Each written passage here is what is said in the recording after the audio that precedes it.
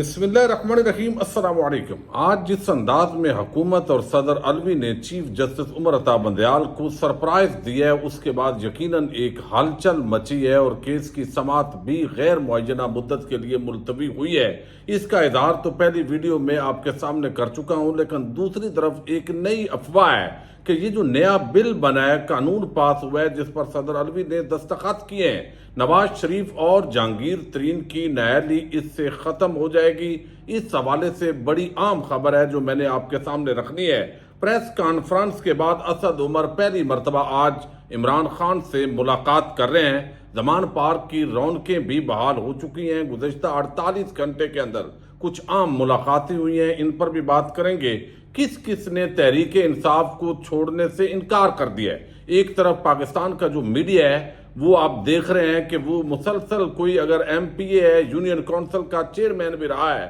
اگر وہ تحریک انصاف کو چھوڑتا ہے تو اس کو بریکنگ نیوز بنا کر پیش کیا جاتا ہے، اور ایسے ایک تاثر بن گیا کہ جیسے پوری تحریک انصاف خالی ہو گئی ہے، جبکہ ابھی اگر ان حالات کے اندر بھی الیکشن ہو جائیں تو عمران خان اور تحریک انصاف کو کوئی فرق نہیں پڑتا۔ اس کی کچھ ڈیٹیل میں آپ کے سامنے رکھ رہا ہوں، اور اس وقت آپ کو علم ہے جو تحریک انصاف کو توڑنے کی کوششیں ہو رہی ہیں، یاد رکھیں بہت سارے لوگ سمجھتے ہیں کہ پیپلز پارٹی، نون لیگ، ان پر بھی بڑا کڑا وقت آیا، لیکن وہ ملک سے بھاگ تو گئے لیکن ان کی پارٹی نہیں ٹوٹی۔ بھئی جس طرح کا ظلم اور درندگی اس وقت ہو رہی ہے یہ کبھی پہلے نہیں ہوئی۔ یعنی اگر نواز شریف کو پکڑنا ہوتا تھا تو پھر نواز شریف کو ہی پکڑا جاتا تھا، کوئی ایم پی اے تھا تو اس کو پکڑتے تھے، لیکن اس مرتبہ جو ایک درندگی ہے وہ یہ ہے کہ اگر ایک ایم پی اے کو پکڑنا ہے تو ساتھ اس کی وائف، اس کی بیٹیاں، سب کو دھمکیاں دی جاتی ہیں، اٹھا لیا جاتا ہے۔ اور ابھی آج ایک خاتون ایم پی اے نے پریس کانفرنس کی اور اس کی جو بیٹیاں ہیں ان کو جس طرح دھمکایا گیا، اور یہ اطلاعات آئیں ان کے خاوند کو دھمکایا گیا، بالآخر جو ہے کچھ لوگوں کو اٹھا لیا جاتا ہے خاندان سے اور اس شخص کو پریس کانفرنس کرنی پڑتی ہے۔ تحریک انصاف سے نکلو تو نہ آپ دہشت گرد ہیں، نہ آپ غدار ہیں، اور جب آپ نہیں نکلیں گے تو پھر آپ پر تمام جو چارجز ہیں وہ لگیں گے۔ اس وقت میں تھوڑے سے نام آپ کے سامنے رکھ رہا ہوں تاکہ اندازہ ہو کہ یہ کوئی ایسی بھی بات نہیں ہے کہ پوری تحریک انصاف خالی ہو گئی ہے۔ چند پرومیننٹ جو نام ہیں ان میں ظاہر ہے شہباز گل، وہ تو بیرون ملک ہیں، شبلی فراز ہیں، زلفی بخاری ہیں، میجر طاہر صادق ہیں، زبیر خان نیازی ہیں، حسان نیازی ہیں، امجد خان نیازی ہیں، سبطین خان نیازی ہیں، حسنین اولک ہیں، زین قریشی ہیں، علی افضل سائی ہیں۔ اب یہ وہ لوگ ہیں، شاہ محمود قریشی، عمر سرفراز چیمہ، یاسمین راشد، محمود الرشید۔ آج جو میاں محمود الرشید اور ڈاکٹر یاسمین راشد اور اعجاز چودھری، انہوں نے جو سٹیٹمنٹس دیے ہیں عدالت کے اندر کہ کوئی سوچے بھی نہیں کہ ہم تحریک انصاف چھوڑ دیں گے، تو اس وقت تمام تر کوششوں کے باوجود تحریک انصاف کی جو بڑی تعداد کے اندر جو لیڈرشپ ہے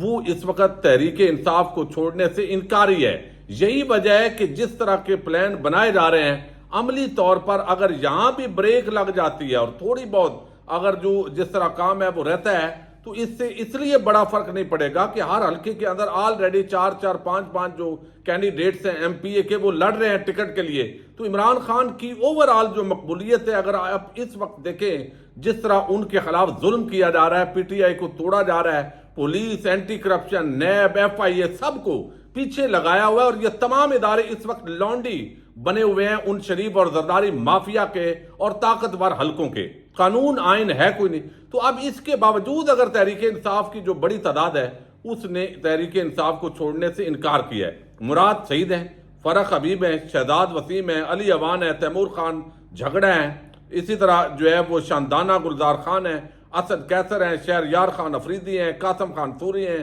عثمان ڈار، آدم خان سواتی، افتخار دورانی، لال ملی، علی عالمگیر گنڈا، علی امین گنڈا پور، حماد اظہر، زرتاج گل، علی محمد خان، عالیہ حمزہ، عاطف خان، اسی طرح جو ہے وہ شرکام ترکئی، محمود خان، پرویز الہی، مونس الہی، پرویز کھٹک، حلیم عادل شیخ، اون عباس پبی، عالمگیر خان، عمر ایوب خان، کمل شاہزیب۔ یہ میں نے چند نام آپ کے سامنے رکھے ہیں اور آپ کو علم ہے بہت سارے اور نام بھی ہیں، تو یہ وہ پرومیننٹ نام میں نے رکھے ہیں تاکہ آپ کو اندازہ ہو کہ آج آپ دیکھیے بہت سارے ایسے جو امیدوار ہیں تحریک انصاف کے یا ٹکٹ ہولڈر ہیں جو باقاعدہ تحریک انصاف کو نہیں چھوڑ رہے، لیکن ان کے کاروبار تباہ کیے جا رہے ہیں، ان کے گھروں پر بلڈوزر چلائے جا رہے ہیں۔ ابھی دریشک صاحب جو ہے ان کے وہاں پہ جو حویلی ہے اس پر بلڈوزر چلائے گئے ہیں. اب یہ کون غنڈہ بدماش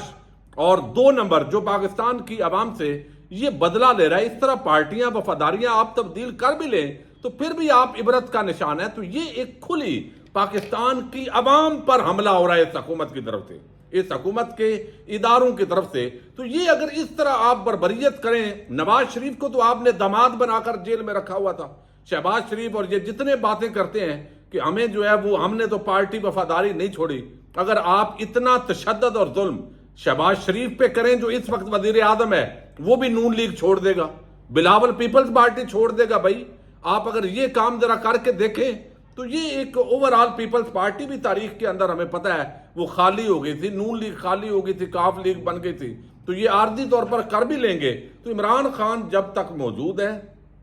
زندہ سلامت ہے، اللہ تعالیٰ ان کو صحت دے. یہ ہتھکنڈے کم از کم ظاہر ہے ڈیمیج ضرور تحریک انصاف ہوئی ہے اور ٹکڑے بھی بٹیں گے اور مختلف جو ایک ٹیبل پر چارٹ بنایا ہوا ہے کہ پاکستان کی اسمبلیوں کا اگلا نقشہ یہ ہوگا اور یہ شاید اس کے اندر جو ہے وہ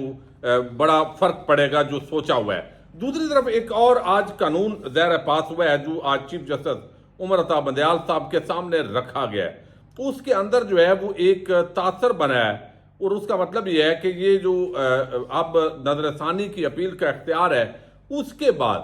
اب جو ہے وہ باقاعدہ طور پر اس قانون سے نواز شریف اور جہانگیر ترین ان کی نااہلی ختم ہو جائے گی. تو کیا یہ نااہلی ختم ہو جائے گی؟ میرا نہیں خیال کہ یہ نااہلی ختم ہو، چونکہ سپریم کورٹ آف پاکستان کا اس پر فیصلہ ہے آرٹیکل 62(1)(f) کے تحت. اس کو ختم کرنے کے لیے ضروری ہے، چونکہ وہ آئین کے مطابق کیا گیا فیصلہ ہے. تو آئین کے مطابق جو فیصلہ کیا گیا ہوتا ہے اس کے لیے یا تو آپ کو ترمیم کرنی پڑتی ہے جو 2/3 اکثریت آپ کو درکار ہوتی ہے، اور دوسری طرف جو ہے وہ یا سپریم کورٹ آف پاکستان کا اس سے بڑا بینچ جو ہے وہ اس کو ریویو کر دیں. اب یہ میں آپ کے سامنے رکھ رہا ہوں، آدم نذیر تارڑ انہوں نے بھی یہی آج بات کی ہے کہ اس سے نواز شریف اور جہانگیر ترین کو فائدہ نہیں ہوگا، اس لیے کہ وہ آلریڈی اپنی نظر ثانی اپیلیں کر چکے ہیں اور ان کی ریویو پٹیشن خارج کر دی تھی سپریم کورٹ آف پاکستان نے. تو یہ ایک جس انداز کے اندر پھیلایا جا رہا ہے، آدم نذیر تارڑ نے کہا کہ نواز شریف اور جہانگیر ترین اپنی سزاؤں کے خلاف نظر ثانی کا استعمال کر چکے ہیں، لہذا ان کو فائدہ نہیں پہنچ سکتا. آرٹیکل 184(3) میں عدالت کا فیصلہ پہلا اور آخری تصور ہوتا ہے. دوسری بار نظر ثانی یا کیوریٹو ریویو کے ہمارے قانون میں گنجائش ہی نہیں ہے. نئے قانون کے تحت آرٹیکل 184(3) کے اپیل کے تحت ریلیف عام آدمی کو ملے گا. یہ ایک اصولی طور پر اس کے اندر حرج نہیں ہے کہ جب 3 رکنی بینچ ایک درخواست خارج کر رہا ہے تو اس مزید جو نظر ثانی ہے وہ 5 رکنی بینچ کے سامنے جو ہے وہ جانی چاہیے.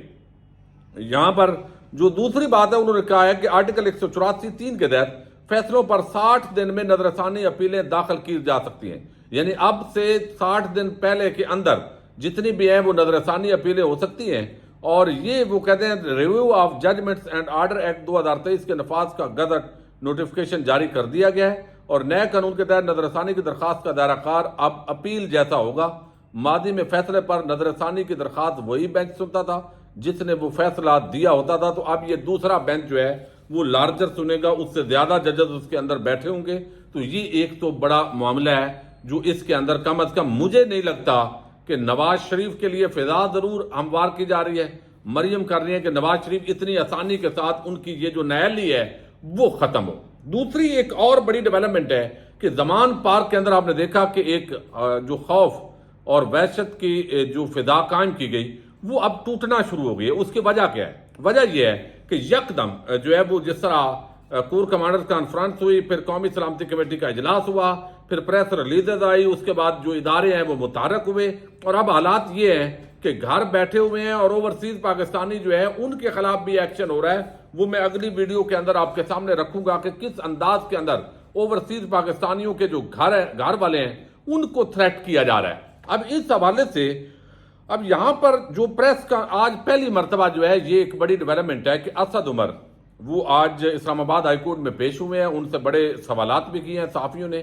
لیکن انہوں نے اس کے اندر ایک تو کہا ہے کہ ووٹ صرف عمران خان کا ہے، عمران خان ہی تحریک انصاف ہے. اس کے علاوہ کوئی جتنے گروپ بنائے دھڑے بنائے اس کی کوئی ویلیو نہیں ہوگی، لہذا اس کا کوئی فائدہ نہیں ہے۔ تو بظاہر ایسے لگتا ہے کہ اسد عمر جو ہے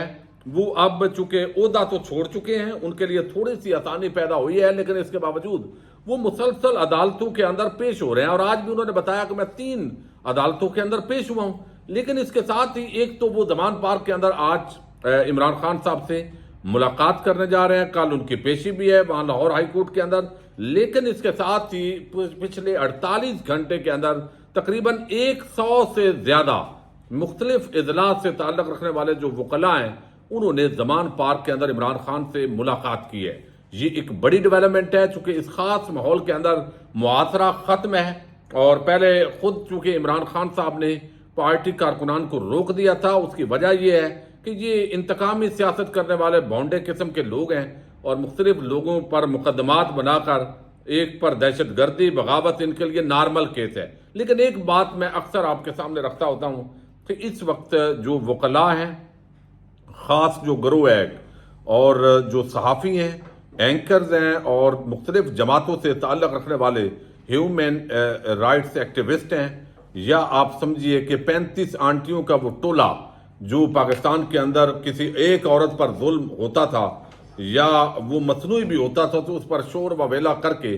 مغرب سے پیسے بٹورتے تھے، ڈالر بٹورتی تھی، وہ مکمل طور پر خاموش ہیں۔ کل جب نون لیگ اور زرداری، چونکہ وقت تو ہمیشہ ایک جیسا نہیں رہتا، جب ان کے خلاف ہونا نہیں چاہیے کسی پر بھی، لیکن ان کے خلاف ایک مرتبہ ضرور ہونا چاہیے جب اس سے بھی بڑا ان کے خلاف کریک ڈاؤن ہو، ان کے اوپر تشدد ہو، ان کو ایسے ہی جواب دیا جائے۔ ان میں سے کوئی لونڈا لپاڑا جو ابھی خاموش ہے، اگر وہ اس وقت بولے، انسانی حقوق کا نام لے، پاکستانی عوام کو اس کو جمہوری قانون اور آئین کے مطابق چھتر ضرور مارنے چاہیے۔ اجازت دیجیے گا، اللہ حافظ۔